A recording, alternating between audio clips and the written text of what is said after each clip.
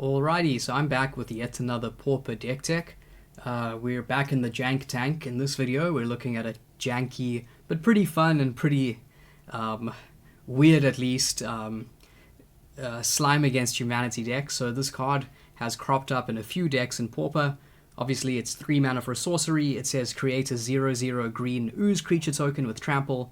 Put X +1/+1 counters on it, where X is 2 plus the total number of cards you own in exile and in your graveyard that are oozes or are named Slime Against Humanity.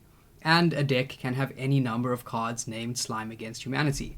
So in this mono green version of the deck, we are running a full 30 copies of this card.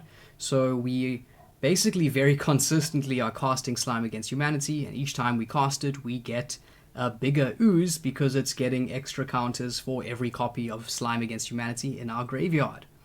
Then we are running 22 lands, 2 Tranquil Thickets just for a bit of cycling, and then 4 copies of Conduit Pylons from Outlaws of Thunder Junction, which says when it enters the battlefield, surveil 1, so that can help us to put slimes in our graveyard and also just search for the cards that we want. For some ramp, we have 4 copies of Wild Growth, 1 green for an aura. It says when enchanted land is tapped for mana, its controller adds an additional green to their mana pool.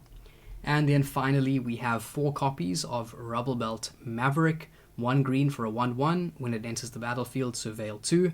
And it also has pay 1 green, exile it from your graveyard, put a +1/+1 counter on target creature. So essentially we want to drop this on turn 1, ideally surveil 2 slimes into our graveyard. Then we just use this as a chump blocker, and then later we can exile it from the graveyard to pump one of our oozes a bit more. So surprisingly, I have won some matches with this deck. It's more competitive than I thought it would be, although it is by no stretch of the imagination competitive in its current form.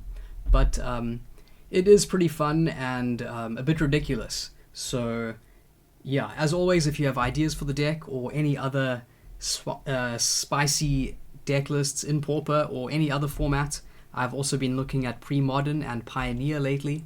Please let me know in the comments. Thanks for watching, and I will see you next time.